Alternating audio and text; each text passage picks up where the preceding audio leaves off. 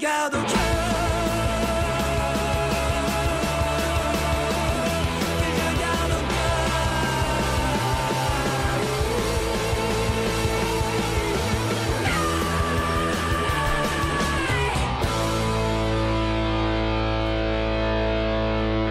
Radio Libertaire, la voix de la Fédération anarchiste. Sans Dieu, sans maître et sans publicité, Thierry qui fait le clown dans la régie, tandis que Cécile se roule un pétard dans le corridor. L'émission Aracaille qui va aujourd'hui faire un tour dans le sud. Le sud mythique, mais où il faisait un froid sibérien. Voilà, avec un Mistral à décorner tous les boucs de Provence. Voilà, et pour une émission avec un regard en marge sur l'art et une dénonciation des sales coups de la politique politicienne. Il y en a marre d'ailleurs de parler de la politique politicienne. Une petite citation de Giono, dont on va parler aussi, bien sûr, on parle du Sud, il est incontournable. Il ne s'agit que d'être monsieur tout le monde. C'est le meilleur moyen qu'on vous foute la paix. C'est de Jean Giono, voilà, le bien nommé. Et puis, après la pause musicale trad, qui sera consacrée à notre chanteuse préférée, à la belle Flo, le sens en usure, ou les sens en usure, voilà. Il y aura le presse-papier, papapi, papapa, et les deux turlurons de l'émission précédente, qui s'appelle Tu la sens, ma cinquième puissance. Et Thierry, alors, ils sont là. Non, mais c'est vraiment c'est des cartoons. À tous les deux, ils font un super cartoon. Regardez. Ouais, Cécile, elle pose une réclamation parce que pour une fois, ouais, elle ne se roulait pas un pétard. Bah oui, non, mais bon, pardon Cécile. Je suis choquée. Sur Radio Libertaire, nous ne fumons pas. Non. Bon voilà, on part tout de suite, maintenant qu'il nous lâche un peu la grappe. Moi je vous dis bonjour déjà et je rappelle le numéro du studio, le 01 43 71 89 40 pour nous joindre pendant les pauses musicales ou à la fin de l'émission.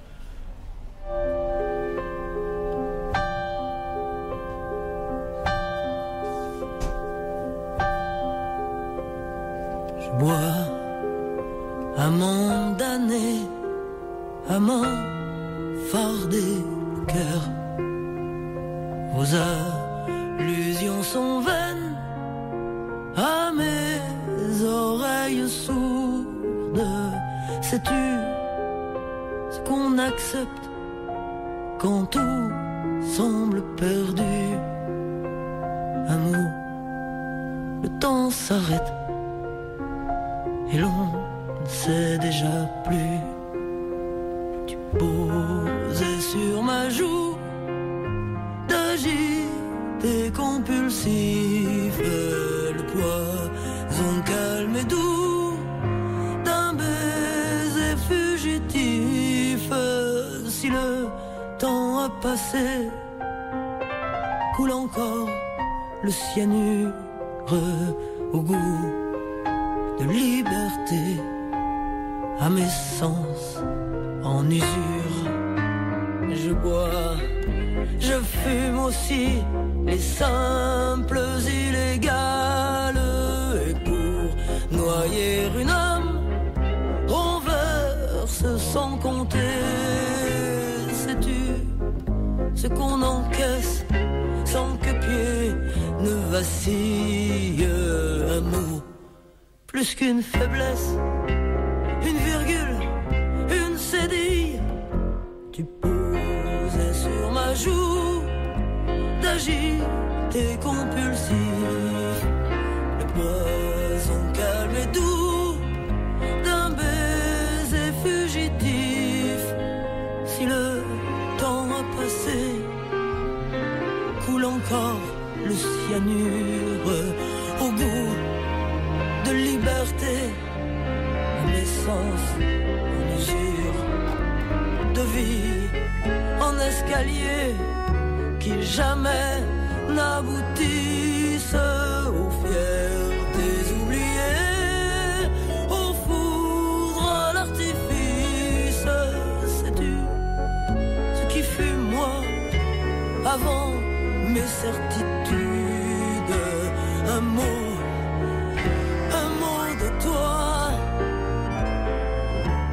La la la la la la la la la la la.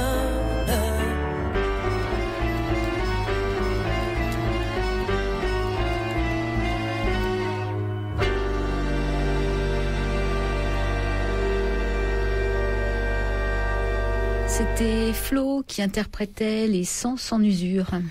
Oui, à propos des sans-abri qui meurent autant en été qu'en hiver.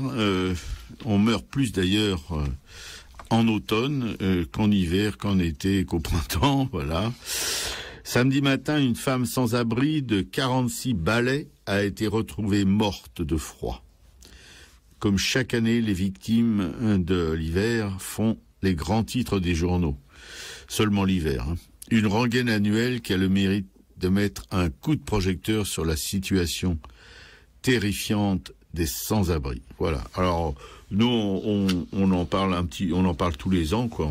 On répète à peu près les mêmes choses, sauf que là, il y a quand même un scoop, si on peut dire ça comme ça, c'est que les décès liés au froid sont moindres que ceux qu'on imagine. Voilà, je peux vous donner des chiffres pour ceux qui aiment bien ça, pour les matheux. Selon un communiqué de l'Observatoire national de la pauvreté et de l'exclusion sociale, l'ONPES, 25% des décès de SDF ont lieu l'hiver. C'est quasiment le même chiffre qu'au printemps, qui est de 24,8. Plus important qu'en été, 21%, mais bien moindre qu'en automne, 29%. Voilà, peu de décès sont liés au froid, assure Christophe Louis, tordant le cou à cette idée assez répandue. Ce n'est pas le froid qui tue, camarades, auditrices, auditeurs, c'est la rue.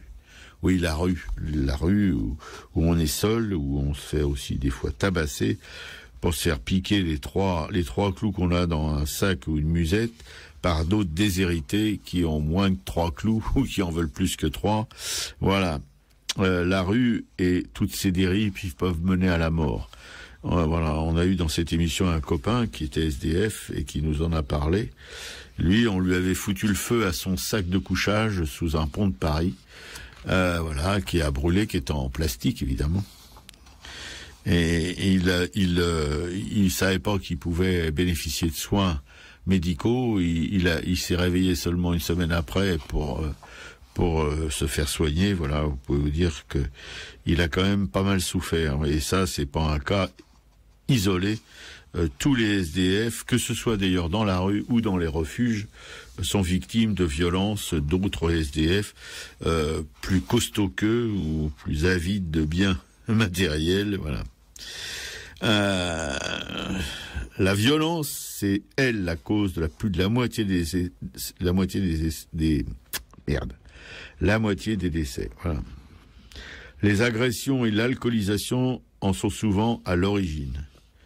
Puis les maladies qui touchent beaucoup de ces gens-là, qui ne se soignent pas, qui n'ont jamais pris soin de leur santé d'ailleurs, explique toujours un des responsables de ces gens qui s'occupent de cette misère terrifiante. Je répète bien terrifiante. Voilà. Et puis il y a les suicides. Alors là, c'est plus difficile à évaluer, qui est souvent la seule issue trouvée par les personnes de la rue. C'est souvent aussi le cas des taulards, faut pas oublier.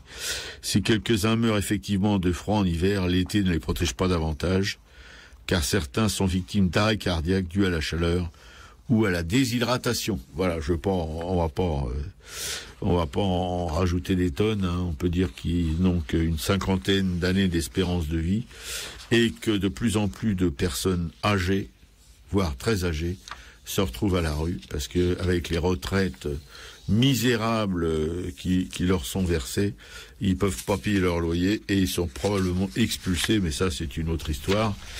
Notre gouvernement socialiste va y pourvoir, soyons-en sûrs. Ouais. Et puis un petit mot aussi quand même sur la torture en question, puisque la poissarde là du FN la fille du tortionnaire professionnel qui a pour nom Jean-Marie Le Pen, et sa fille, c'est sa fille Le Pen aussi, je sais même plus son nom, enfin, ça me fait tellement chier ces gens-là. Voilà, qui a dit que oui, que la torture était autorisée, quelque chose comme ça, dans des cas particuliers. Voilà. Mais elle, encore, bon, à mon avis, elle a la langue qui a fourché, parce qu'elles veulent nous faire croire, enfin, le FN veut nous faire croire depuis quelques années déjà que non, voilà, il est revenu à des paradigmes à peu près normaux, mais c'est complètement bidon. On s'en aperçoit parfois comme ça, à l'occasion de discours où ils s'oublient un peu et où on retrouve leur véritable fond de commerce. Mais ça encore, c'est celle-là, c'est cette nana dans un petit pays comme la France. Mais aux États-Unis, cette grande démocratie, cette soi-disant grande démocratie, Dick Cheney, ex-vice-président des États-Unis de Bush, est monté au créneau pour défendre les pratiques vraiment terribles des services spéciaux américains, la CIA pour pas la nommer, qui a torturé à mort. Il y a eu un rapport d'une sénatrice énorme qui décrit toutes les tortures et le peu de résultats que les tortionnaires ont obtenus évidemment en charcutant les prisonniers.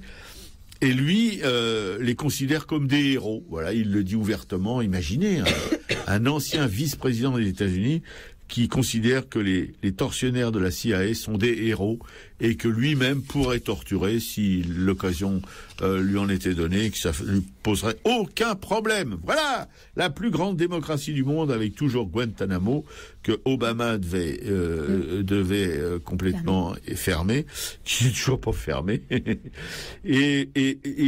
Enfin, j'ai jamais été torturé vraiment, mais depuis très longtemps, je suis convaincu que c'est pas comme ça qu'on peut faire parler les gens, parce que comme c'est prouvé maintenant, ils sont capables de raconter n'importe quoi pour essayer d'échapper, si vous voulez, à la souffrance. Voilà, c'est pas bon. Et puis en plus du fait que c'est complètement inhumain, mais après la dernière guerre et les excès, si on peut rappeler ça comme ça, c'est gentil, des nazis qui ont tout tenté sur les corps humains, qui les ont mutilés, qui ont fait des expériences médicales, etc., etc., etc. Il y a un bouquin en poche, ça s'appelle La Gestapo ou un truc comme ça. C'est un gros bouquin qui explique, pour ceux qui peuvent dormir la nuit, malgré cette lecture, qui explique tout sur le comportement de ces gens-là. Et depuis, on continue sur la même lancée. Ils ont ouvert une boîte de Pandore, les nazis, et que le monde maintenant, ça s'est approprié, et la torture, les massacres, etc.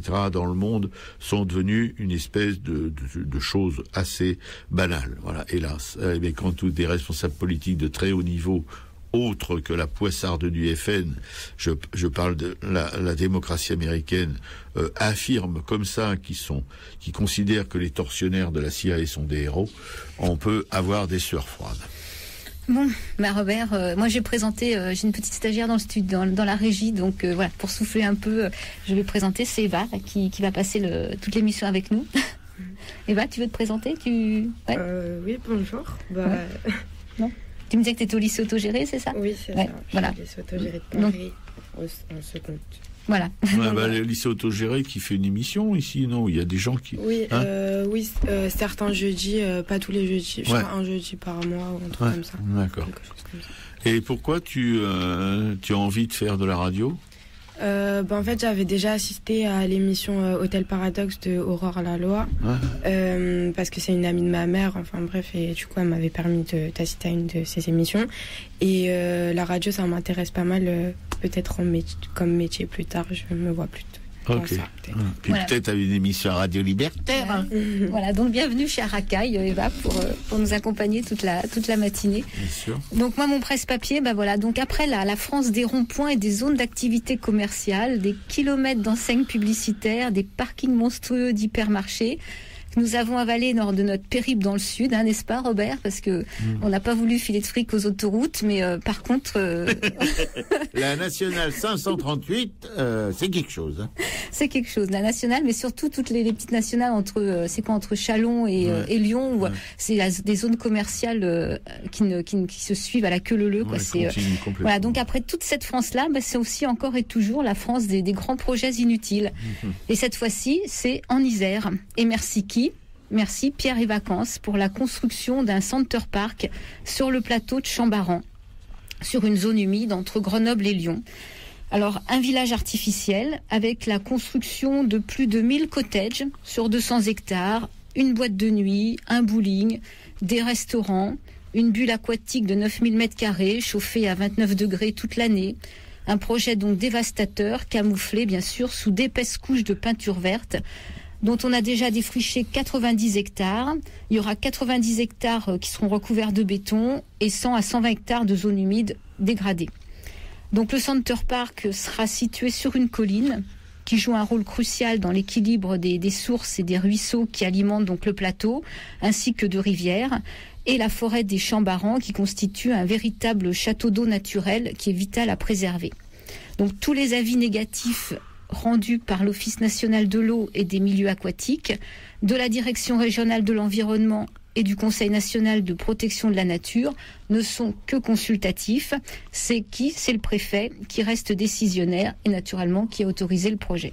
Comme les préfets qui sont décisionnaires pour aller suivre des expulsions de clandestins ou d'immigrés de près, comme vous en avez passé ici. Voilà, c'est vraiment les capots au régime du pouvoir socialiste, ou voilà. UMP, ou bientôt frontiste. Donc ni une ni deux, Pierre et Vacances, dès l'autorisation donnée, a acheté le terrain le lendemain et 40 hectares sont déjà donc défrichés.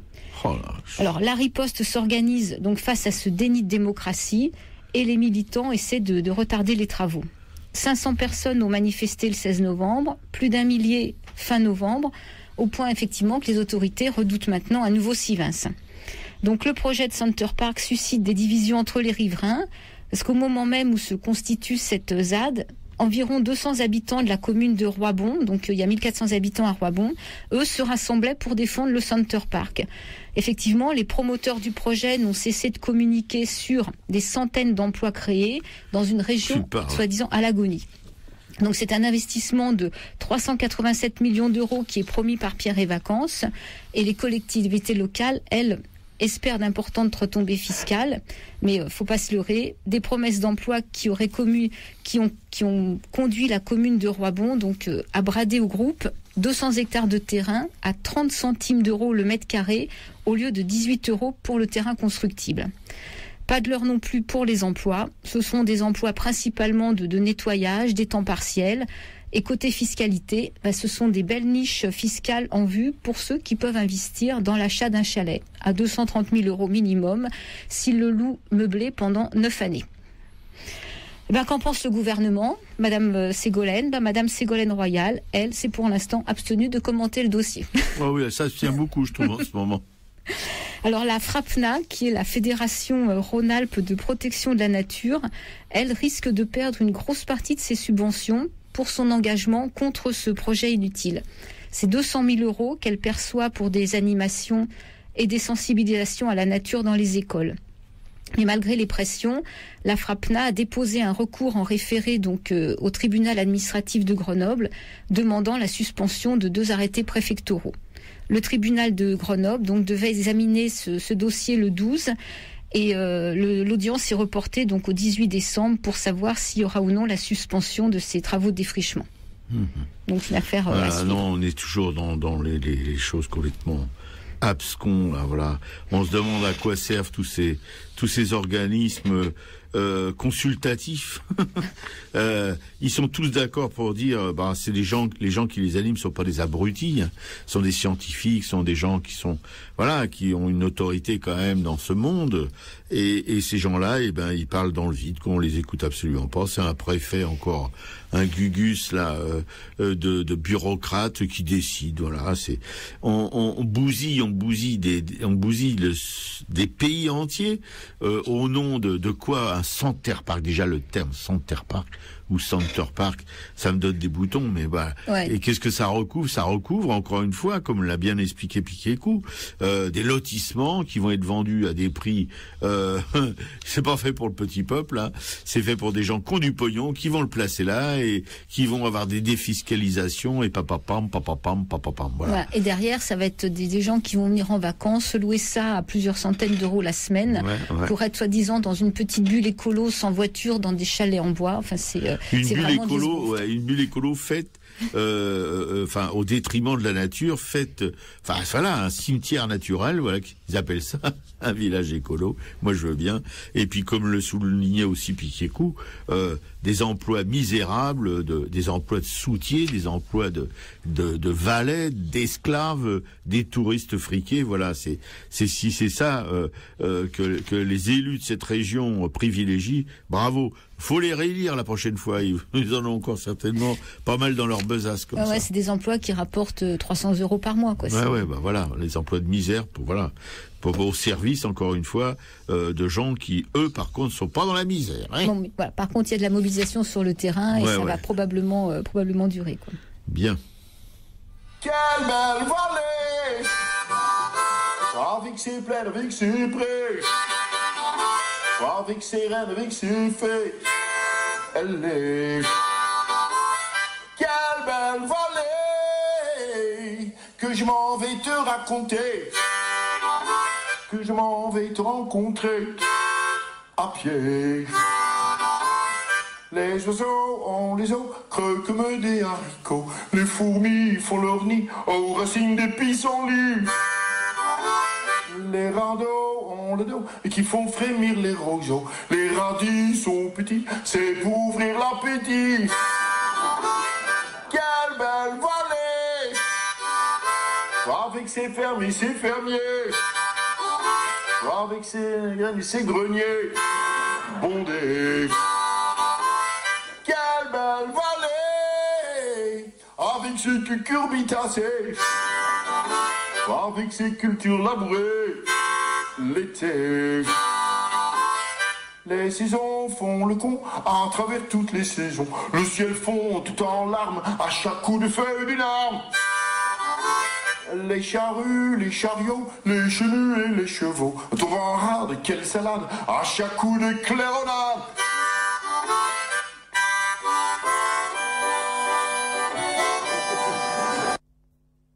C'était Dick Hannegan qui interprétait Quelle belle vallée.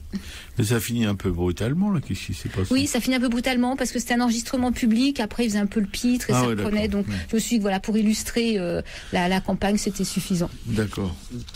Bien, vous êtes toujours sur Radio Libertaire, la voix de la Fédération anarchiste, sans Dieu, sans médecin, sans pub.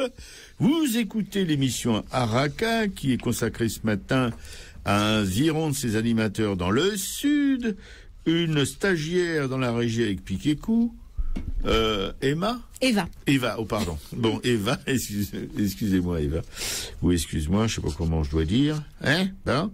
Et tout de suite, Piquet-Cou va, après cette pause musicale un peu brutale, va vous lire un extrait de Que ma joie demeure du père Giono.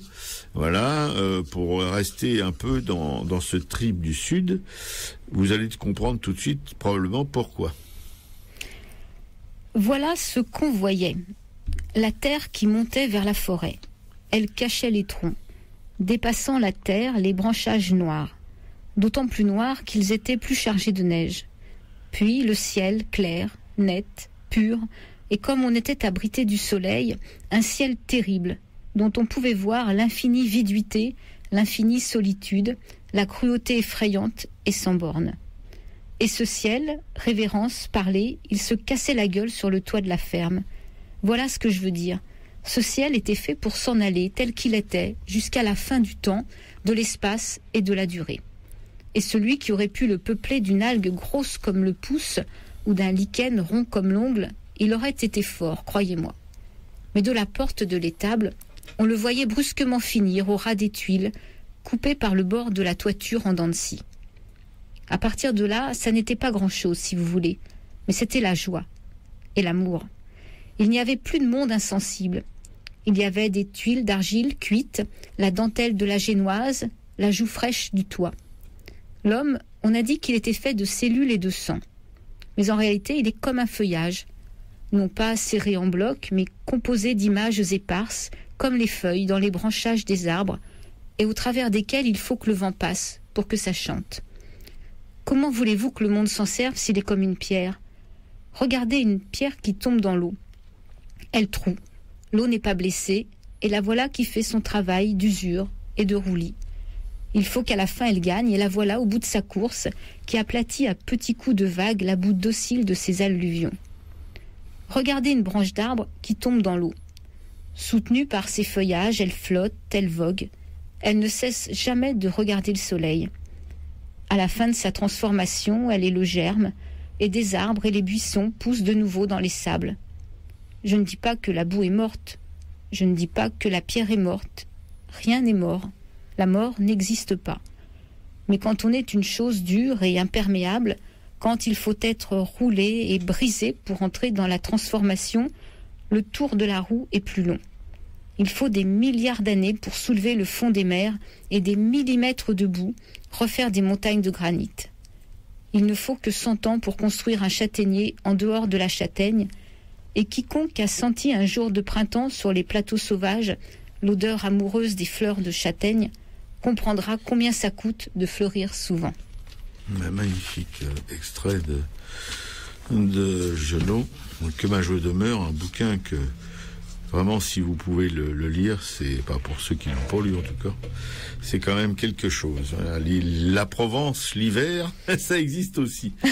Et on a vu des branches d'arbres noirs, etc., pendant notre séjour là-bas, où on se les a gelés un max. Ouais, c'est vrai que le Mistral... Oui, le Mistral et une température qui avoisinait les quelques degrés. La pluie là-dessus, le ciel, pas un ciel bleu du tout, mais bien plombé, c'est la Provence aussi.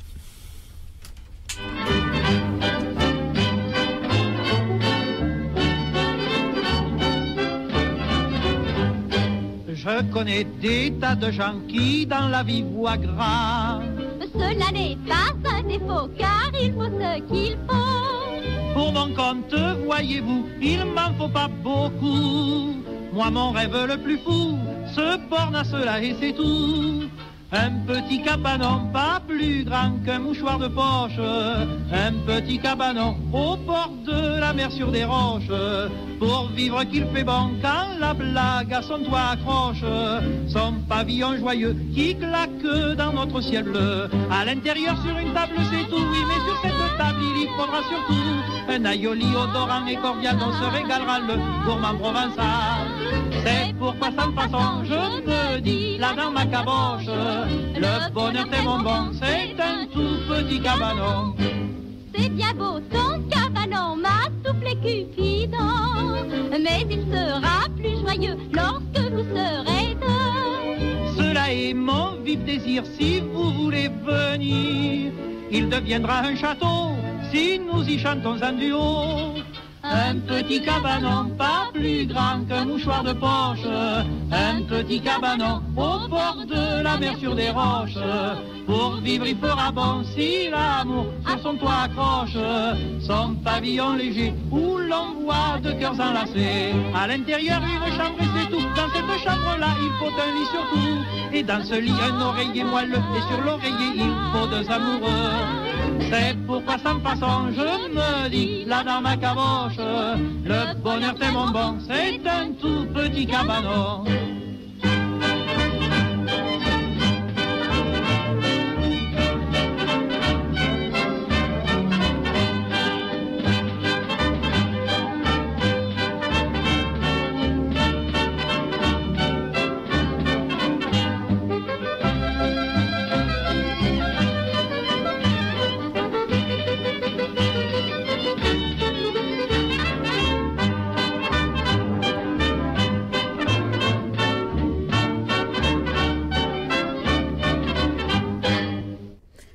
C'était un petit cabanon, c'est interprété par Alibert et Germaine Roger.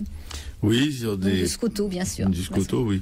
Là, c'est la Provence-Maritime, la Provence du pastis, voilà, comme boire les cabagnons. C'est la Provence des cartes postales, elle existe aussi, mais voilà, c'est plus riant quand même que la Haute-Provence, qui l'hiver est particulièrement noir. Bon, pour vous parler aussi sur Radio Libertaire, toujours la voix de la Fédération anarchiste, sans Dieu, sans mettre sans pub, dans l'émission Arracaille, qui concerne un viron de ses animateurs dans le sud, et particulièrement à Avignon, pour une expo d'Artop, c'est une association, une vraie association, loi de 1901, c'est-à-dire qui se met au service des autres, quoi, voilà, tout simplement. Elle s'occupe d'organiser une exposition au Grenier à Sel, Avignon, un magnifique endroit collé au rempart, pas loin de la prison, mais la prison qui est devenue un lieu d'exposition de la collection Lambert. Faut le faire quand même. Voilà, c'est les opportunistes, les mecs comme ça, qui se servent de locaux de prison pour montrer leur collection. Moi, je suis pas tout à fait dans le coup. Je trouve ça un petit peu dégueulasse, un petit peu cynique, un petit peu tout ce que vous voulez. Enfin bon, après tout, on est dans un pays de liberté, comme on dit. Pour revenir à cette association Artop et cette exposition au Grenier à Sel, voilà, on y a rencontré évidemment des artistes. Il y en avait qui venaient de Bretagne. C'était ceux qui venaient du plus loin avec nous, quoi. Les Parisiens, les Bretons, ouais. Et puis il y avait évidemment des gens du cru. Alors il y avait des artistes contemporains.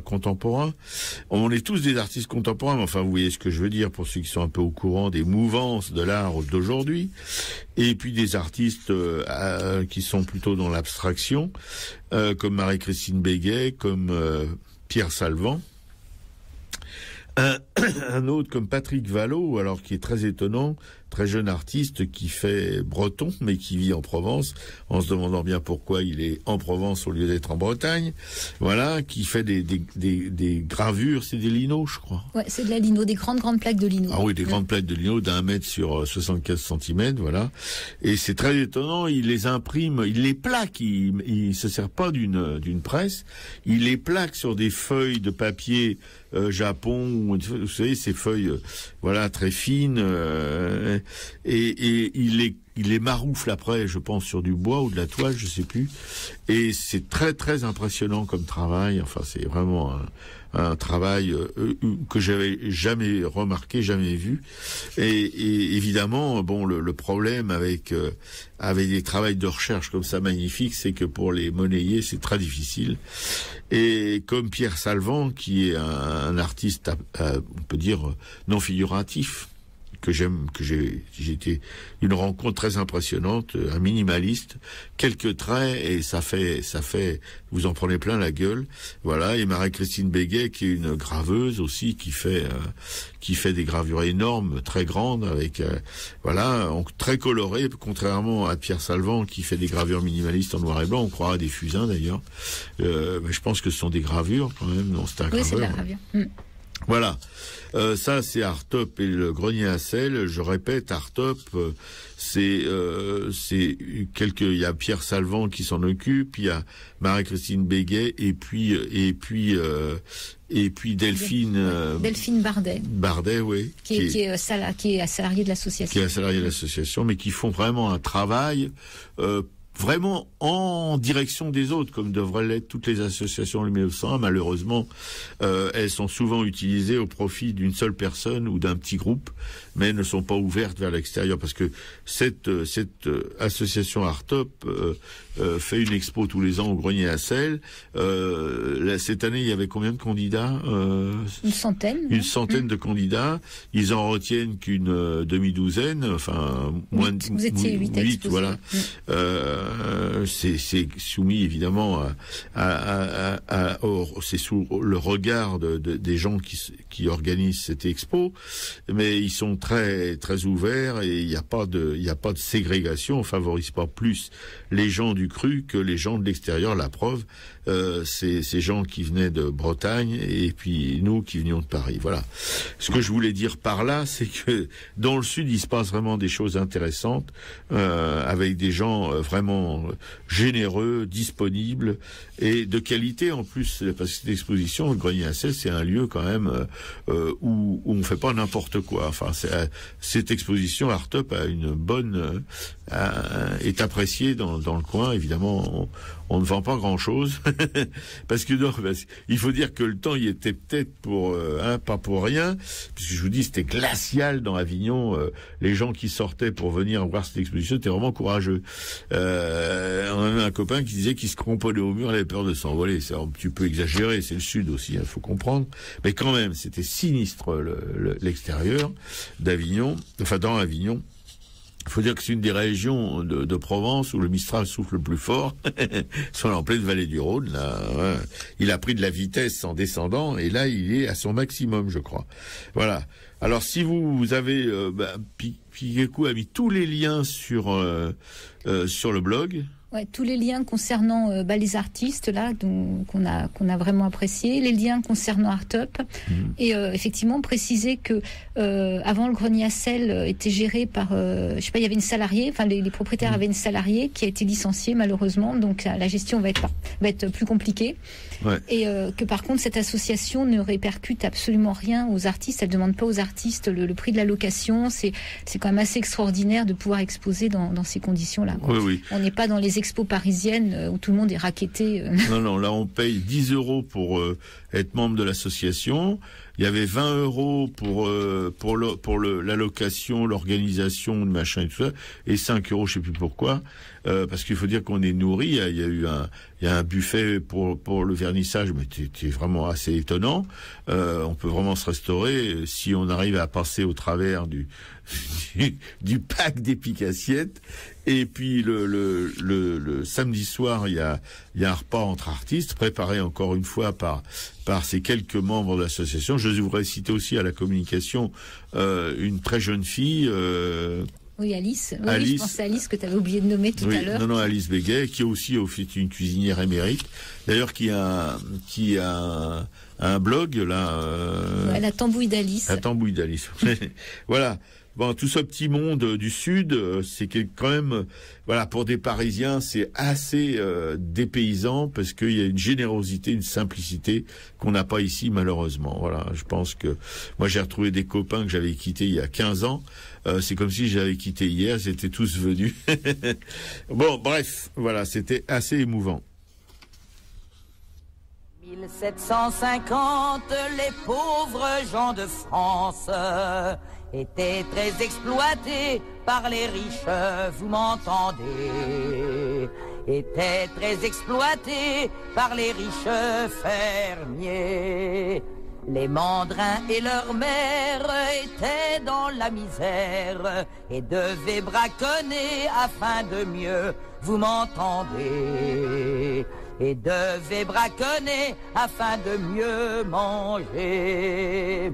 En Dauphiné le sel enrichit la gamelle, la sueur des paysans engraisse 10 000, vous m'entendez? La sueur des paysans engraisse 10 000 gapions. Mandrin et capitaine en montagne et en plaine, il s'en va marquandant faisant la guerre, vous m'entendez? Il s'en va marquandant dans sa guerre aux gapions.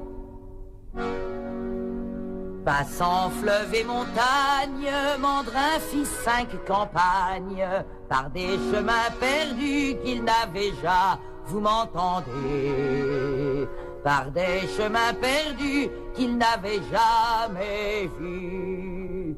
À Guenan plein de rage, il a fait un carnage, des chasseurs de fichères en déplorant, vous m'entendez?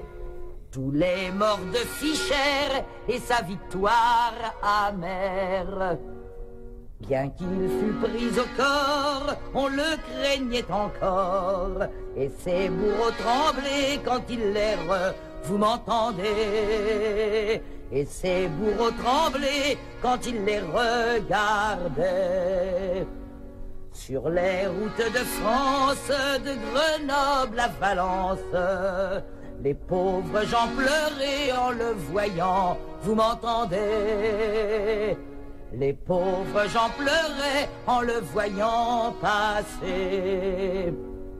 Et c'est ainsi qu'on entre vivant dans la légende. Pour être brigandier sans avoir rien, vous m'entendez? Pour être brigandier sans avoir rien volé. Regardez-le partir, compagnon d'avenir, ce brave Louis Mandrin qui ne voulait, vous m'entendez? Ce brave Louis Mandrin qui ne voulait que votre bien. Petits enfants de France, songez à ses souffrances. Il est en paradis, Mandrin qui fut, vous m'entendez? Il est en paradis, Mandrin qui fut banni. C'était Monique Morelli qui interprétait la complainte de Mandrin. Sur Radio Libertaire, la voix de la Fédération anarchiste. Sans Dieu, sans maître et sans publicité. À Racaille, pour une émission consacrée au Sud, où les animateurs se sont perdus pendant une semaine. Voilà, pour essayer de vous glaner quelque chose, quelques nouvelles inédites, quelques renseignements, quelques visites de musées, etc. Et cette chanson de Mandrin, pour illustrer un peu de loin les histoires des fermiers généraux, parce que ce grenier à sel, vous savez qu'à cette époque, 17e, 16e, 17e, 18e, le sel était une denrée très chère, et ces greniers à sel, c'était là où on le stockait. Voilà, ça rapportait énormément au pouvoir central. Et Mandrin, lui, il essayait de resquiller, de piquer au pouvoir central tout ce qu'il escroquait aux pauvres. Voilà. La pause musicale concernant le petit cabanon d'Alibert sur les paroles de Vincent Scotto, c'était un clin d'œil évidemment au Sud et ses cabanons légendaires où le peuple du Sud construisait et construit toujours sans autorisation, sans permis de construire, des petites cabanes sur les bords de mer où on va en famille le dimanche, ou dans les calanques, on va en famille le dimanche, jouer à la pétanque, manger la poutargue et boire le pastis, voilà. Et tout de suite, on va se retrouver à Nîmes avec les éditions Grandir, une petite maison d'édition du Sud encore, une petite maison d'édition prospère, avec ses créateurs, René et Aline, voilà, qui animent tout ça. Qu'est-ce que je peux dire? Toute une bande, enfin non... On a aussi, surtout à propos d'un livre de Kamel Khelif, dont va vous parler notre camarade Pechetou, voilà, tout de suite d'ailleurs. À l'occasion aussi, on aurait pu parler de Pascal Roux, qui travaille évidemment pour les éditions Grandir, c'est une illustratrice de Miramas. Et puis j'ai oublié de citer dans les artistes, mais elle n'a pas exposé au Grenier à sel cette fois-ci, Estelle Jourdain, qui est un sculpteur magnifique et un photographe aussi magnifique que j'ai connu jadis dans le Sud et qui est venu me voir lors de l'exposition au Grenier à sel. Voilà, je voulais lui faire un petit coucou parce qu'elle le mérite, ainsi que Pascal Roux. Et tout de suite, il y a notre camarade Piquet, vous parlez du bouquin de Kamel Khelif qui est assez étonnant. C'est un personnage d'ailleurs aussi assez étonnant. Ouais. Donc, pour les artistes dont tu parles, là, j'ai mis des liens aussi sur le blog, sur leur site, pour aller voir leur boulot. Donc oui, les éditions Grandir, effectivement, en discutant avec Aline et René, ils nous ont montré un bouquin d'un illustrateur, d'un peintre algérien qui s'appelle Kamel Khelif. Et d'ailleurs, c'est Patrick Vallot, là, quand on discutait à bâton rompu, là, nous en avait déjà parlé, ce graveur. Oui, là, il nous a demandé si on le connaissait, en fait. Okay. Donc voilà, en fait, Kamel Khelif, il est né à Alger en 1959, et ses parents et toute sa famille arrivent à Marseille en 1964. Donc il habite il vient dans des baraquements de transit, et après il habite la cité Brassens des Quartiers Nord pendant 20 ans. Puis maintenant il habite un modeste 2 pièces dans une rue qui est proche de la Canebière. Et ce 2 pièces est à la fois son domicile et son atelier. Donc il a fait plusieurs boulots, il a été dessinateur industriel, animateur de quartier, puis en fait il abandonne ses métiers pour se consacrer au dessin et à la peinture. Donc là René nous a gentiment offert ce livre qu'il a édité, qui s'appelle Premier hiver. Donc c'est Kamel Khelif qui a fait le texte et les illustrations. Donc là il veut revenir en fait au point zéro de son histoire quand ils arrivent dans les baraques, et il veut retrouver les gens et le lieu qui n'existe plus. Ce lieu, c'est le quartier de Sainte-Marthe, qui est dans le 14e arrondissement de Marseille. Là il y avait un bidonville, et donc ça va être ses premiers pas en France sous la neige. Donc ce sont des baraques de planches. Et c'est un immense bidonville qui était présent en fait depuis le début du siècle. Et avec une population qui est mélangée, donc toutes les populations qui ont des problèmes de logement. Et c'est important de le préciser parce que ce n'était pas que les Algériens, il y avait des Français, il y avait des Espagnols, il y avait des Portugais, il y avait des Gitans. Et là, dans ce livre, Kamel Khelif parle par exemple de Monsieur Louis. Monsieur Louis, au départ, qui était protégé par une famille d'Espagnols et qui vivait dans sa voiture. Et il était mécanicien, alors on disait qu'il avait travaillé dans une grande usine allemande. Et un matin, il est retrouvé mort dans sa voiture, et Kamel Khelif se souvient de cet épisode.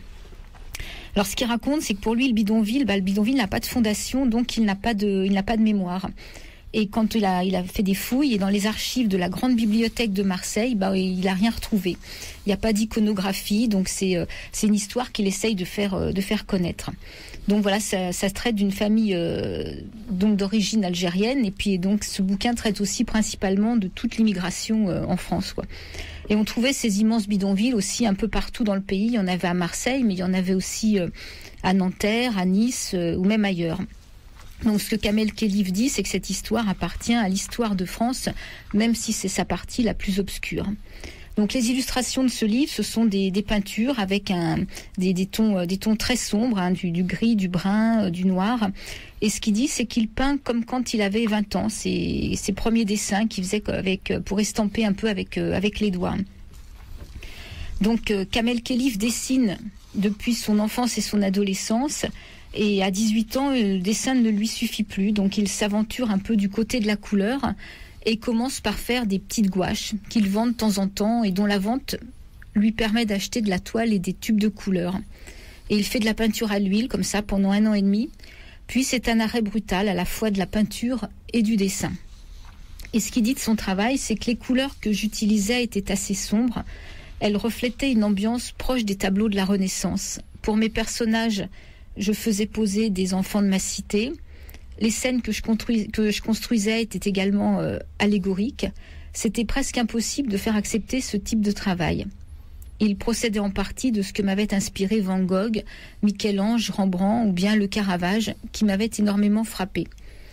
Je me suis fâchée avec la couleur, je l'ai redécouverte grâce à l'usage du noir et du blanc. Avec le débordement, avec les coulures, avec les taches. Le fusain, l'encre de Chine, la peinture à l'huile, toute la gamme et toutes les nuances du noir, du blanc et du gris, c'est très vaste. On a l'impression qu'il faudrait vivre, je ne sais pas combien de vies, pour arriver à faire le tour de cette question. Trouver un équilibre entre les taches et les traits, c'est une chose que je sens de mieux en mieux. La plupart de mes fusains sont très remplis. En même temps, je tiens beaucoup aux espaces vides. Il faut trouver une économie, laisser des passages blancs, parce que ce sont des espaces qui peuvent dire encore plus de choses. Voilà ce que Kamel Khelif dit de son travail, quoi. Et il a fait également des bandes dessinées. Oui, des bandes dessinées. Son maître, qui c'était déjà Ouais, on n'a pas noté, c'est bête, parce que c'était intéressant. Pierre Boudin, je crois, oui.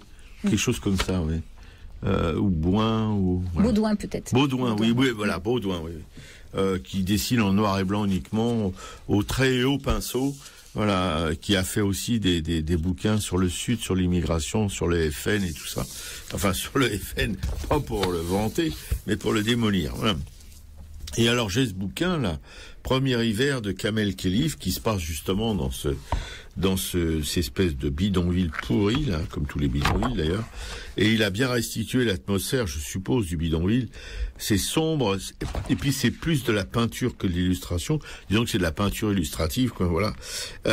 Moi, je suis un peu étonné, quand même, il a voulu dire, évidemment, en faisant tout gris, des ciels très tourmentés, qui seraient plutôt les ciels de Van Gogh, au début, quand quand il travaillait dans son pays, là, comme à l'époque des mangeurs de pommes de terre.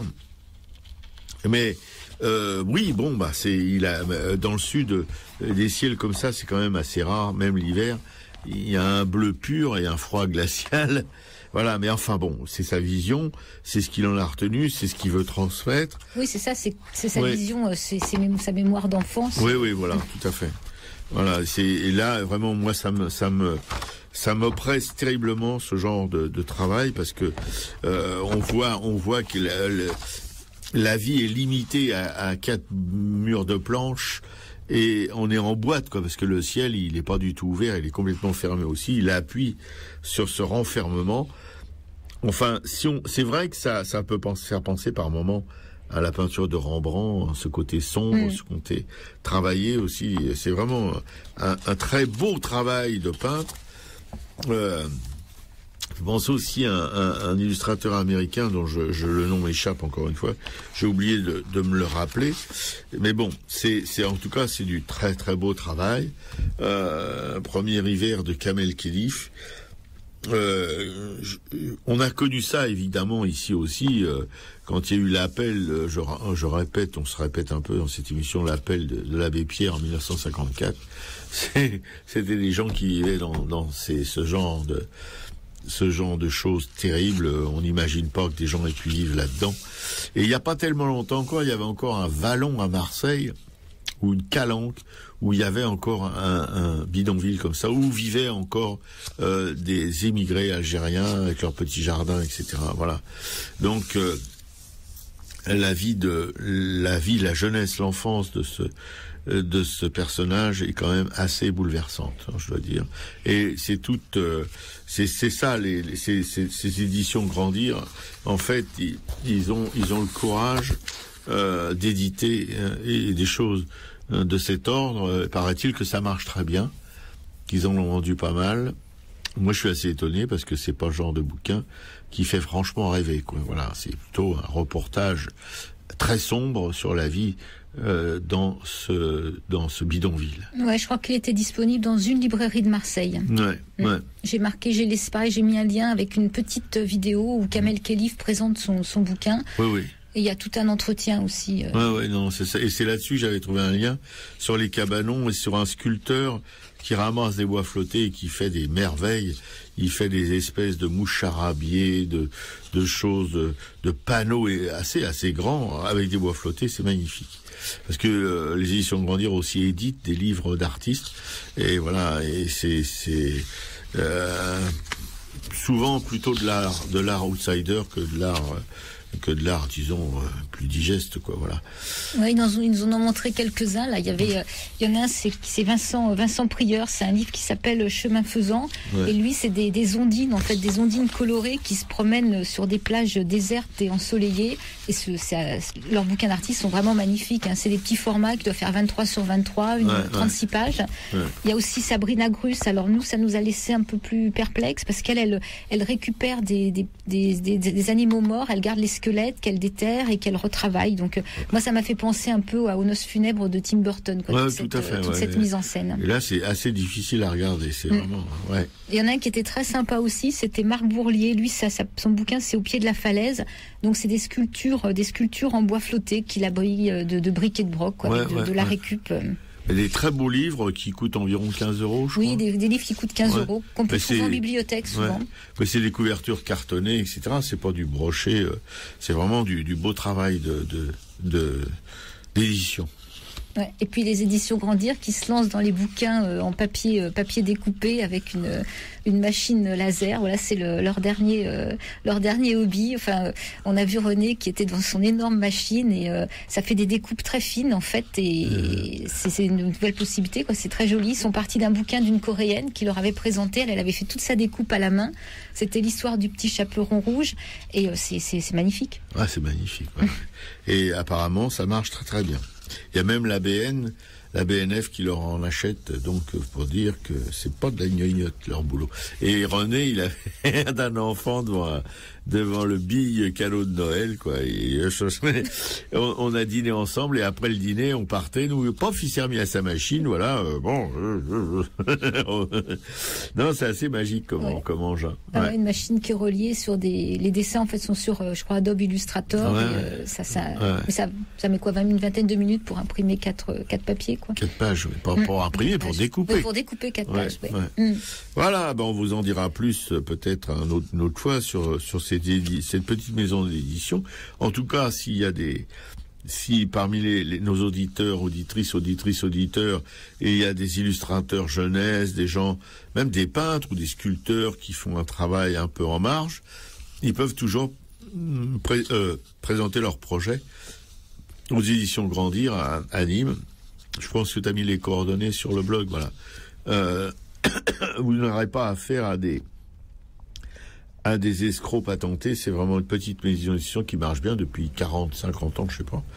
Voilà, ils ont commencé à Orange, ils se sont barrés d'Orange quand le FN était aux manettes et ils sont maintenant à Nîmes, voilà, dans un très joli coin, sur impasse des Soucis.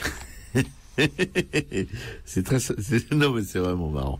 Voilà. Ouais. Sinon, nous, Nîmes, on n'a pas vu beaucoup d'expos à Nîmes parce qu'en fait, le lundi, beaucoup de choses étaient fermées. Donc, la maison Carré, il n'y avait rien. Le Carré d'art était fermé. Oui, la cata, quoi. Les galeries étaient fermées, tout était fermé. Ça s'est résumé à une balade dans les jardins de la Fontaine, avec le blizzard dans le dos, ou de face suivant quelle direction on allait.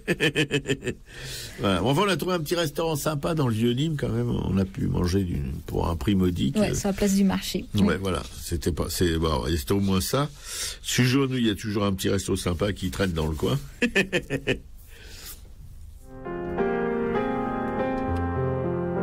Marseille, centre-ville, années 80. Le dédale des rues du vieux quartier. Là étaient nos terrains de jeu. On y a laissé nos plus beaux fous rires. Puis, sont venues les obligations, les contraintes à travers le miroir du quotidien. J'ai pas oublié quand je retournais le fond de mes poches, d'où je viens, ce que je suis devenu. Quant à mon avenir, qui sait? Pour l'instant, je continue à te fuir. Je voudrais que t'arrêtes de harceler les miens, d'étaler ta puissance, elle produit des fruits que l'humaine digère pas très bien. Et puis tu t'invites à nos tables avec tant d'insolence, tant d'arrogance, dans le sourire te moquant de compétence. Même sous le soleil, on ne fait que vivre sous ton ombre. Perdu dans tes méandres, on s'essouffle et nos visions se déforment. Misère, on t'a croisé tellement de fois, au fond du regard de proie, prête à tout pour sortir de tes bras. Sinistre don, changer les anges en loups. Tu resserres ton étreinte et les plus sages deviennent les plus fous. Tu sais qu'on est fragile, ce fait tu l'utilises et nous pousse à la faute. Dis combien peur sous ton régime. Une seule esquive, toucher l'autre rive. Par peur du rien, frôler le pire. Sous la tempête, nos principes chavirent. Et on avance en zigzag pour éviter tes balles. Et on sait bien que tu es du genre à tirer de plusieurs salves. Misère, tu nous fais craindre l'avenir. Il s'annonce pas très rose, on va se battre pour le faire fleurir. Je serai pas le dernier, je t'ai combattu et j'ai préféré faire du bruit que voir mon âme se dévêtir. Garde tes caresses et tes tours de manège. T'as du vice, ouais, mais la foi elle est bien plus fin stratège. Une dévoreuse de monde, voilà en fait ce que t'es. Et chacun prie que tu viennes pas bouffer de son côté. J'entends ta sérénade, misère. Je connais le refrain, honnêtement je l'aime pas. Accepte ce message. Prends-le comme une lettre d'un affranchi qui n'est plus esclave et cesse tes jérémiades. Misère, tu pries pour qu'on revienne à genoux vers toi et c'est vrai ce serait grave. Pas pour le statut mais les valeurs qu'on doit renier pour échapper à l'emprise de tes bras. Misère.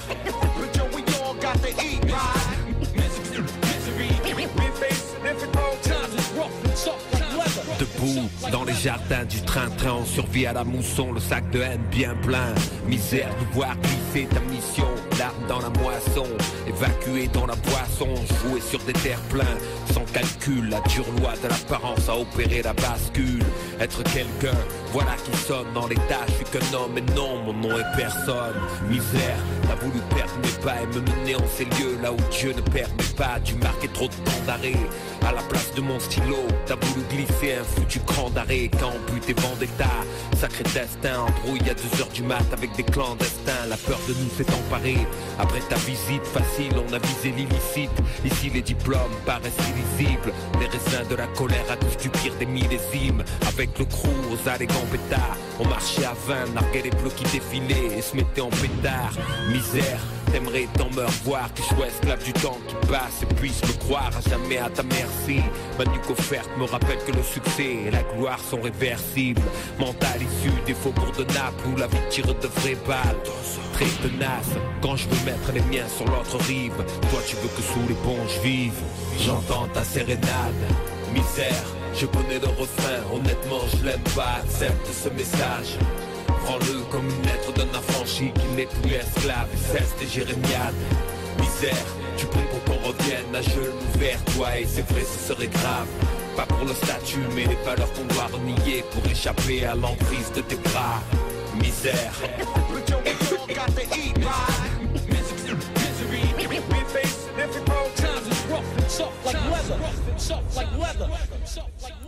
C'était Misère, interprété par le groupe IAM. Sur Radio Libertaire, la voix de la Fédération anarchiste, sans Dieu, sans maître et sans publicité. C'est l'émission Arakaï, consacrée aujourd'hui environ des animateurs de cette parlotte dans le Sud, voilà. Et d'ailleurs, on va approfondir le sujet avec pic et coup sur le musée des Alpilles, par exemple, Arles, avec ses allées de platanes, Auray et Galière et leurs olivettes, puis Gordes, l'île-sur-Sorgue, et puis à Saint-Rémy, évidemment. Non, pas à Saint-Rémy, c'est pas à Saint-Rémy, Braillère. Non, c'est au Beau-de-Provence. Au Beau-de-Provence, là, au Beau-de-Provence, voilà. On va c'est comme un pot pourri, quoi, en quelque sorte, de tout ce qui se passe dans ce petit coin de Provence. Ouais, bah effectivement, le mardi, on est allé se promener, donc à Saint-Rémy-de-Provence, parce que Marie-Christine nous avait parlé d'une biennale de la gravure. Donc, on est allé au musée des Alpilles, qui est situé sur une petite place adorable à Saint-Rémy-de-Provence. Et ce musée, bah, c'est dans l'ancien hôtel Mistral de Mondragon. C'est un ancien hôtel particulier de la Renaissance et un musée qui a été complètement rénové entre 2002 et 2005. Et c'est un musée qui est à la fois ethnographique, c'est-à-dire qu'à l'étage, tout l'étage relate un peu toute la vie traditionnelle des paysans provençaux, donc à travers leurs outils. Il y a tout le travail sur la laine avec les chardons Carder. Il y a les différentes semences qui étaient utilisées. Il y a les costumes camarguais. Il y a la présentation des félibriges. Tous ces auteurs qui ont milité là autour de Frédéric Mistral pour la langue et la culture provençale. Un peu fait chaud sur les bords. Ça, ils le disaient pas. Non, ils le disent pas, non. Et à la fois, après, c'est un musée aussi qui est dédié à l'art, donc il y a plusieurs salles. Il y a un mur qui est recouvert d'ex-voto aussi, j'avais oublié, là, des ex-voto des 18e et 19e siècles. Il y a aussi des cannes, des dévidoirs ouvragés, il y a des petits santons, et il y a des enluminures d'Augustin Gauffon.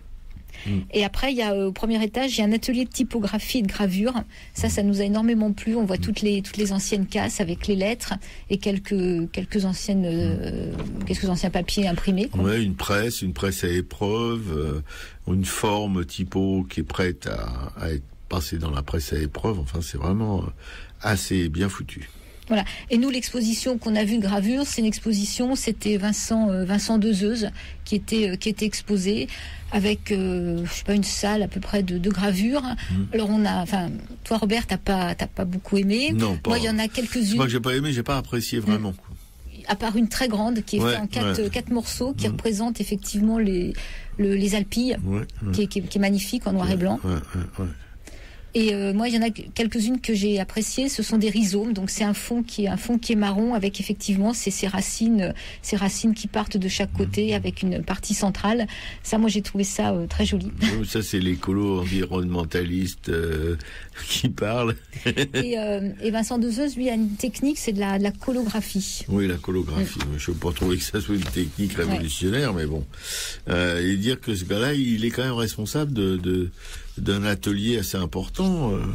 Oui, je sais plus sur la gravure de la Méditerranée où il y a un truc. Ouais, c'est ça. Ouais.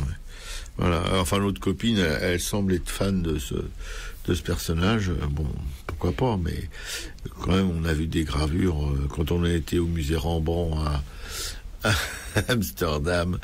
Voilà. Après, on est quand même un peu difficile. Non? Ouais, moi j'ai vraiment apprécié. C'est bien. Il a toute une partie, parce que l'expo s'appelle Signe, langage, racine, je crois. Ouais. Il y a toute une partie sur les objets là, avec dans les tons bleus. Là, moi j'ai pas trouvé extraordinaire, mais celle sur les rhizomes, mais c'est cette ce grand dessin des Alpilles là. Non, je trouve que ça valait vraiment le détour quand même. Ça méritait en plus ce petit musée quand même très sympa. Ah, magnifique. Donc comme tous les musées de province, un très bon accueil. On était tout seul. Puis j'ai montrer sa carte de presse, donc elle a pas payé. Moi j'ai payé, mais comme je suis vieux, j'ai eu un rabais, donc ça m'a coûté 2 € et quelques. Bon, c'est quand même autre chose qu'Orsay, le Louvre et les choses comme ça. Voilà. Non, c'est très sympa. Les musées de province, on est toujours étonnés de la gentillesse d'ailleurs des employés, et puis souvent, comme celui-là, ils ont été retapés, et c'est vraiment des lieux assez bien foutus et intéressants. Ouais. Même si on n'est pas obligé de tout apprécier, mais bon, voilà, c'est là. Et Saint-Rémy, c'est des galeries partout, en fait. Ouais, partout. Nous, à l'heure du déjeuner, elles étaient plutôt fermées. Oui. Et puis en hiver, je pense qu'elles sont d'autant plus fermées. Mais c'est vrai qu'on a ramené un petit dépliant. Saint-Rémy-de-Provence, village d'art. C'est vrai. Ouais. Moi, je dirais pas village, parce qu'il faut pas déconner non plus. C'est une petite ville de province, quoi, comme Lis-sur-Sort, comme des choses comme ça, voilà. Ou comme Avignon, un peu plus grand Avignon quand même. Bon. Sauf qu'à Saint-Rémy, il n'y a pas toutes les saloperies qu'il y a aux entrées d'Avignon, les centres commerciaux, etc., voilà. Après, on est allé dans la foulée à Arles. Toujours pareil, avec un Mistral, le froid et tout. Mais enfin, Piquéco, elle était contente, elle est toujours contente. Hein. On a vu les jardins de l'hôpital là où que Van Gogh a dessiné et peint. Voilà, on était là. Bon, il y a eu quelques événements dont on vous contera pas les détails, mais bon, assez rigolo. Et puis qu'est-ce qu'on a fait encore dans ce bled là à Arles? Arles, on n'est pas resté très longtemps. Non, après on a été un petit peu visiter les régions que tu connaissais en allant justement sur Oreille, sur Égalière. Donc là, c'est des paysages absolument superbes. Ouais. Là, enfin, on est débarrassé des zones commerciales et on est vraiment dans la Provence avec les Alpilles, avec les oliviers, avec les vignes. Les vignes, non mais Oreille, c'est magnifique. J'allais boire un pot quand je revenais... quand je passais par là, que je revenais de Basse-Provence, là, de Fos ou de Port-de-Boue, Port-Saint-Louis-du-Rhône, je passais par là-haut, et je me mettais, il y a un grand café provençal où je buvais une bière, c'était l'été évidemment. Là, l'hiver, c'est moins rigolo. D'ailleurs, il était fermé. Enfin, c'est vraiment un paysage qui nettoie la cervelle de tout ce qu'on voit dans les zones commerciales des grandes villes. Et puis Piquéco a été vraiment bluffé. C'est un terme que j'aime pas beaucoup. Enfin, bon, ça me vient comme ça, je suis un peu fatigué. Par les allées de platanes, il y avait des routes. Enfin, bordées de platanes, c'est pas des allées, c'est des routes bordées de platanes qui sont vraiment magnifiques, quoi. C'est vrai qu'on n'a pas l'habitude ici de rencontrer ce genre qui est vraiment typique de cette région du Midi. Et puis on a vu aussi toujours à Saint-Rémy aussi, le village là, comment ça s'appelle déjà il a un nom en romain, c'est pas Nébosus, non. Glanum. Glanum, voilà, on a vu mais on n'est pas rentré, c'est 7,50 € l'entrée. Alors non, on a regardé ça de loin, mais enfin bon, on a vu le lieu. Moi j'ai connu ça, c'était gratuit, mais maintenant tout est payant. Et puis on a vu tous ces oliviers. Après on est monté à Gordes en revenant. On est passé par Gordes, qui est qui est un village aussi un petit peu comme Cordes, voilà, un village sur un éperon rocheux. Bon, on s'est baladé un peu dans les ruelles médiévales avec les calades, etc. On se casse les chevilles. Et on était boire un pot au Cercle Républicain. Quand j'habitais dans le coin, j'avais ma carte du Cercle. Voilà. Parce que c'est ça, c'est un café associatif. Là. Voilà, si on est adhérent, on paye un petit peu moins cher. On paye un petit peu moins cher. On peut prendre même une carte d'adhérent à la journée, pour payer un peu moins cher à la journée, mais ça est compensé par le prix de la carte, donc bon, on paye que le même prix que les autres. Moi, c'est sympa, mais on l'a vu la nuit, on a tout vu la nuit. Après, on est descendu sur l'île sur Sorgue. Aussi, on n'est pas arrêté dans un bistrot, là, à l'île sur Sorgue. Non, on n'avait plus le courage d'aller au bistrot. Mais on a acheté des calissons délicieux, des pâtes de fruits pour des copains qui nous hébergeaient. Voilà, l'île sur Sorgue aussi, c'est une espèce de petite ville à irriguer. Enfin, c'est un petit peu avec des sorgues, justement, des sorgues, qui sont issus de la sorgue, qui sort de la résurgence de Fontaine de Vaucluse. On n'a pas pu les voir parce que c'était la nuit. On n'aurait pas vu grand-chose. Mais il y a une résurgence à Fontaine de Vaucluse qui est magnifique, surtout à cette époque-là, mais particulièrement, surtout au printemps. Quoique là, comme il a plu beaucoup, ça devait bouillonner. On voit cette masse d'eau qui sort d'une grotte, là, et puis qui déferle dans la vallée de la Sorgue pour alimenter les sorgues qui irriguent l'île particulièrement, voilà. Et sur les sorgues, il y a des moulins à eau. Oui, il y a des moulins à eau qui servaient avant, parce qu'il y avait des filatures, il y avait des tanneries, il y avait des tas de choses tout le long de la Sorgue, là, jusqu'à Fontaine. Et d'ailleurs, maintenant, à Fontaine de Vaucluse, ils ont remis en marche un moulin à papier magnifique, qui produit du papier d'ailleurs, qui se vend, il y a un petit magasin et tout ça. Bon, pour les touristes, quoi. Bon. Voilà, c'est à peu près tout ce qu'on a fait. Ah oui, on voulait vous parler aussi d'Yves Braillère. Au Beau, c'est ça, au village des Beaux. On n'y est pas allé non plus parce qu'il faisait nuit et puis c'était fermé, comme lundi tout est fermé là-bas. Voilà, mais Yves Braillère qui a un musée au Beau que j'avais visité il y a quelques années, et un peintre dont on a parlé dans ces émissions, je crois, avec les peintres du Sud, là, voilà, on l'a évoqué en tout cas. Oui, c'est une peinture. Et nous, on a surtout vu des couvertures de livres illustrés par lui, voilà. Mais c'est un bon peintre du milieu du XXe siècle, du début plutôt du XXe siècle, puis il a dû mourir au milieu du XXe siècle, je suppose, voilà. Enfin, je savais, mais j'ai oublié. Voilà, enfin, c'est pour vous dire qu'on a bougé, quoi, en pensant à vous, en essayant de dégoter des trucs dont on pourrait vous parler à notre tour, qui vous donneront peut-être envie d'y aller. Seulement, ne prenez pas d'itinéraire bis comme nous. Et on a pris un itinéraire bis à Vienne, sur l'inspiration de ma camarade Piquet-Cou. On s'est retrouvé sur des petites routes, un brouillard, mais d'une densité incroyable. En pleine nuit. Et on s'est retrouvé à Romans, on sait pas comment. Et alors là, on s'est dit, bon, on arrête les frais. On a trouvé un petit hôtel sympa à Romans, pas très cher. Et puis on a passé la nuit là, on est reparti le lendemain pour arriver là par l'autoroute, à Avignon. Mais il faut dire qu'on était chargé, on avait des grands panneaux, des grandes toiles, enfin plutôt sur le toit. Et avec le Mistral et tout ça, on avait peur que tout ça s'envole et tout. Alors donc voilà, on a vraiment, c'était vraiment je pensais moi à comment ça ce bouquin américain sur tu sais les gens qui déménagent, les paysans là. Les raisins de la colère. Les raisins de la colère. On était un petit peu dans cet esprit, quoi. Les raisins de la colère, voilà. Avec la bagnole de Piquet-Cou chargée comme une mule, et tout ça, c'était pas très bien arrimé, donc on a vraiment balisé pendant tout le voyage. Bon, on vous raconte ça maintenant, vous n'êtes pas obligé de compatir.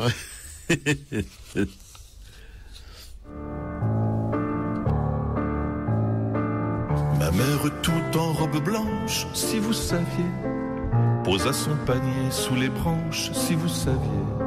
C'était un doux soleil couchant.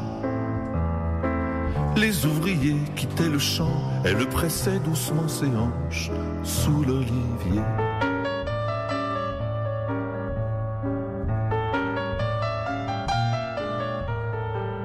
une racine sous la tête, si vous saviez. Un lit de feuilles pour couchette, si vous saviez. Quand j'ai poussé mon premier cri,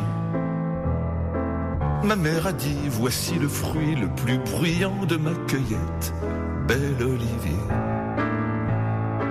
Je fus un enfant arbricole, si vous saviez. L'olivier pourpré haut d'école, si vous saviez.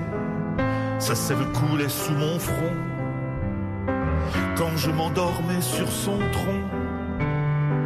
Jamais il me mettait de colle, mon olivier. Un matin, dans un bruit féroce, si vous saviez, la guerre a lancé ses molosses, si vous saviez. Et dans un déluge de flammes, on entendit hurler des âmes prises entre le torse et l'écorce des oliviers. Au milieu des arbres en cendres, si vous saviez, un seul a continué de tendre, si vous saviez, ses branches tordues vers le ciel. Lorsqu'à son pied saignant des ailes, un oiseau est venu s'étendre sous l'olivier.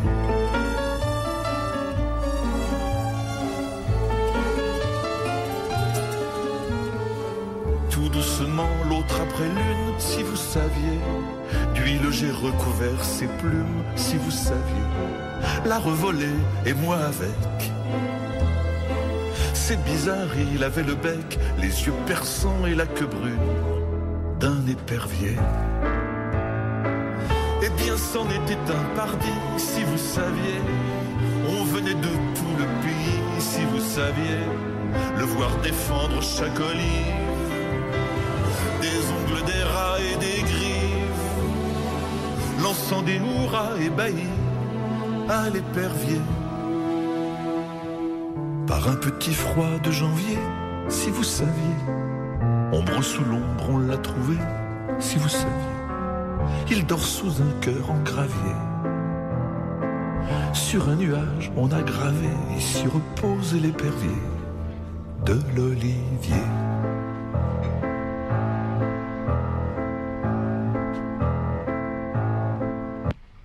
C'était l'Olivier, interprété par Romain Didier.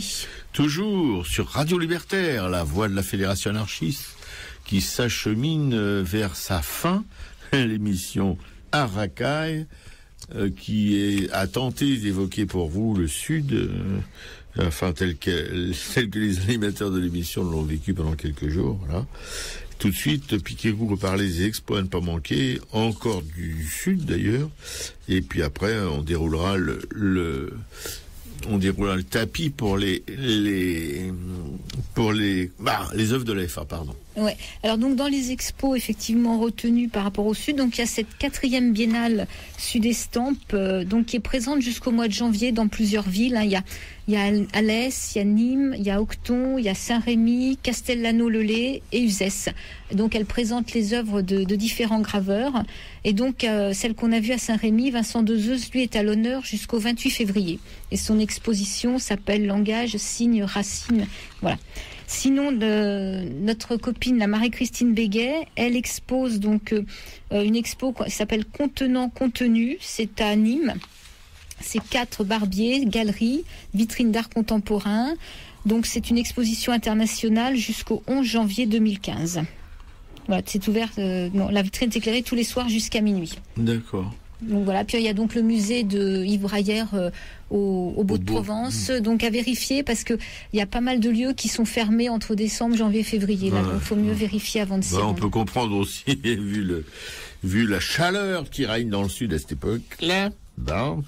Moi, j'ai des souvenirs du Sud où il faisait moins 20 degrés avec un blizzard, mais alors incroyable, dans la plaine d'Apt.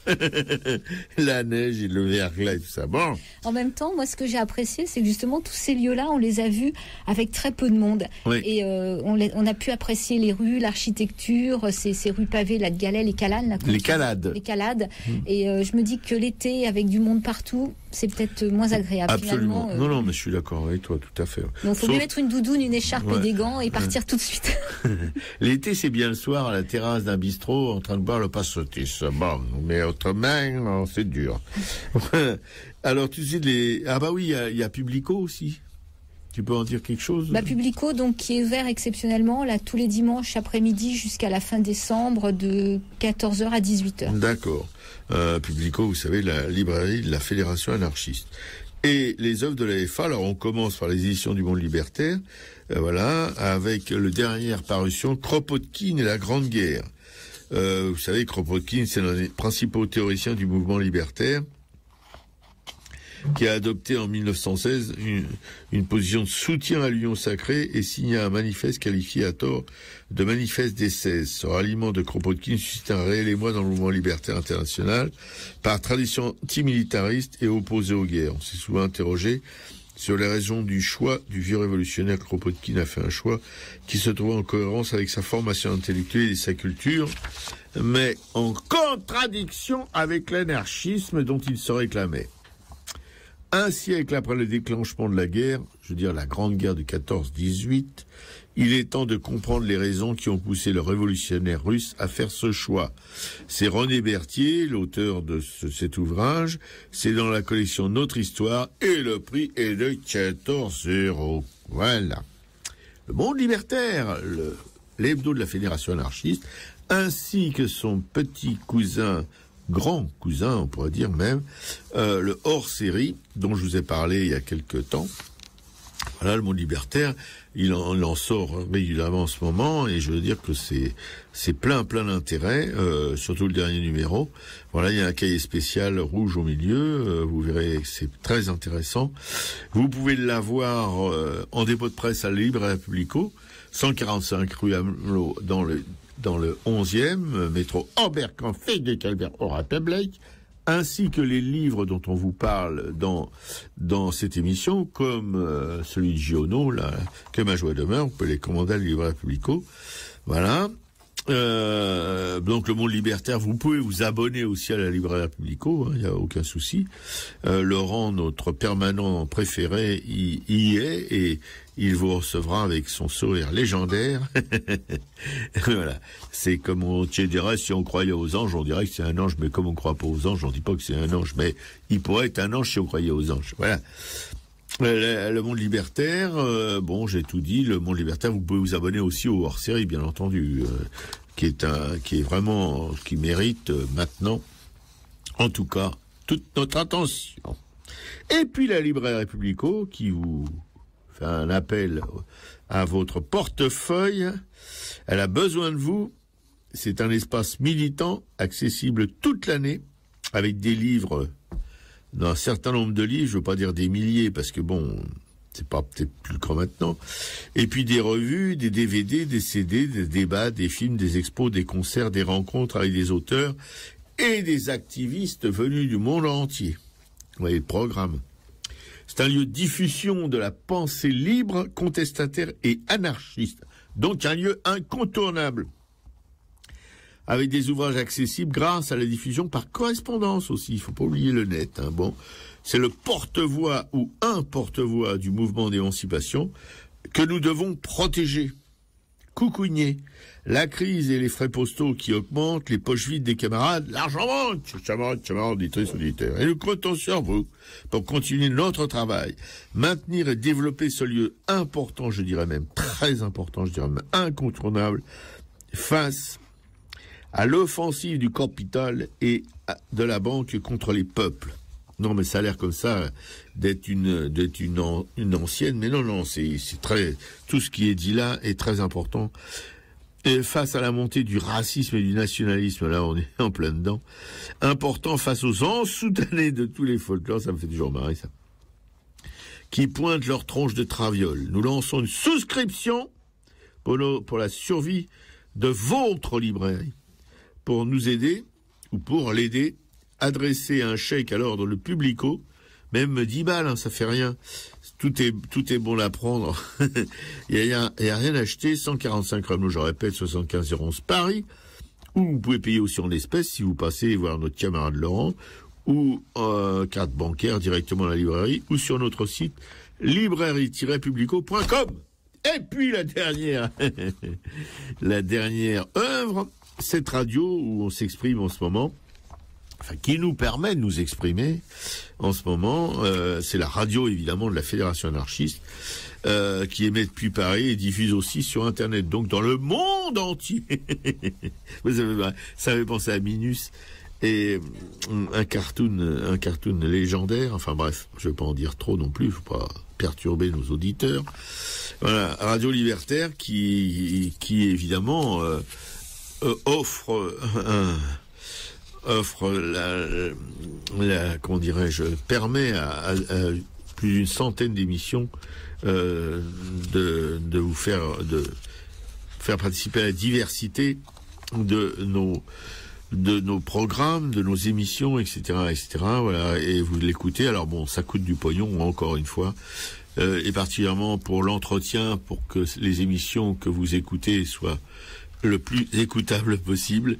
Ça nécessite évidemment une maintenance du matériel qui coûte extrêmement cher. Le matériel, je veux dire, la maintenance, elle est assurée bénévolement par des camarades qui n'hésitent pas à se bouger les fesses le jour, la nuit, quand il faut, quand c'est nécessaire. Voilà, on les en remercie parce que sans eux, évidemment, pas d'émission possible, enfin au moins correctement, quoi, parce qu'il fut un temps où la maintenance n'était pas de cette qualité et où les émissions, enfin la diffusion des émissions s'en ressentait. Alors merci à ces camarades techniciens bénévoles qui vous permettent une écoute agréable de nos papotages. Voilà, je crois que j'ai fait le tour. Donc la radio, oui, elle fait une souscription. Vous pouvez, quand vous y allez, et il faut y aller parce que c'est une librairie avant. Non, je parle de la radio. Oh là là. Oui, la radio. Il faut d'abord l'écouter comme vous le faites en ce moment. Et puis, si vous avez un peu de fric de trop, quoique je pense pas que nos auditeurs soient des gens extrêmement friqués, mais on sait jamais, hein. Des fois il y a des bas de laine qui se percent qui ont été mal ravaudés, donc voilà, il y a quelques sous qui peuvent tomber, si vous voulez, dans l'escarcelle de la radio pour pouvoir continuer à vous servir des émissions qui soient pas trop polluées par les blancs, les noirs et compagnie. Voilà. Eh bien, écoutez, c'est fini. Salut. Merci à Eva. Eva, oui. Eva, voilà, Eva qui est en train de picoler dans le couloir. Je suppose une soupe ou quelque chose comme ça. Hein? Du café? Ah, du café. Elle a un pot de café, je vous dis, après ça, elle va pas être fréquentable. Et puis, merci d'être venu à cette émission pour essayer de voir un peu comment ça se passe. Mais je pense que tu dois être au fait de ces choses-là si tu as déjà assisté à des émissions. On espère que tu viendras peut-être un jour ici avec toi-même une émission. Voilà. Et merci à ma camarade Piquet-Coup qui sent son travail de pointe. Bref. Non, je vais pas trop en dire parce que je sens qu'elle fronce déjà le sourcil, elle est très discrète. Voilà, enfin, en tout cas, merci à moi-même, d'ailleurs. Je me remercie tout seul d'avoir fait le clown encore pendant 1h30. Et puis, à la semaine prochaine, en espérant que vous porterez bien jusque-là. Voilà, merci beaucoup pour votre écoute. À la semaine prochaine. On a dit que la semaine prochaine, on allait probablement parler de deux graveurs, Cécile Reims et Fred II. Voilà. Il y a une exposition des œuvres de Cécile Reims à la galerie Margaron dans le 4e arrondissement qu'on va aller visiter. Puis après, on vous parlera de leur boulot. Deux graveurs assez extraordinaires quand même. Oui, assez extraordinaires. Et pour l'un d'eux, Fred II, assez inquiétant aussi. Un travail qui donne pas vraiment envie de rigoler, quoi. Voilà. Voilà. Au revoir. Salut.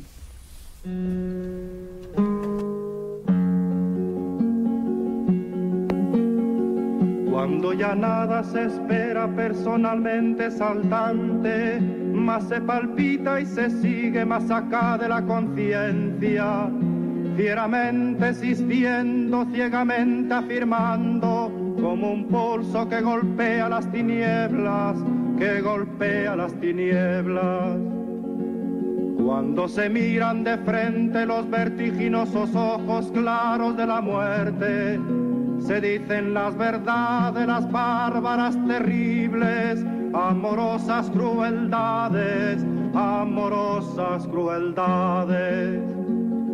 Poesía para el pobre, poesía necesaria como el pan de cada día, como el aire que exigimos 13 veces por minuto para ser y en tanto somos, dar un sí que glorifica. Porque vivimos a golpes, porque apenas si nos dejan decir que somos quien somos. Nuestros cantares no pueden ser sin pecado un adorno.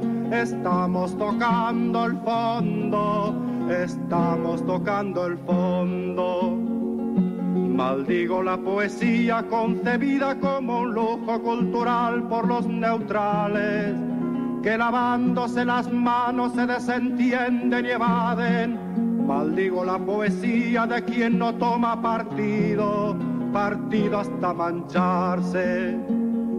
Hago mía las faltas, siento en mí a cuantos sufren y canto respirando.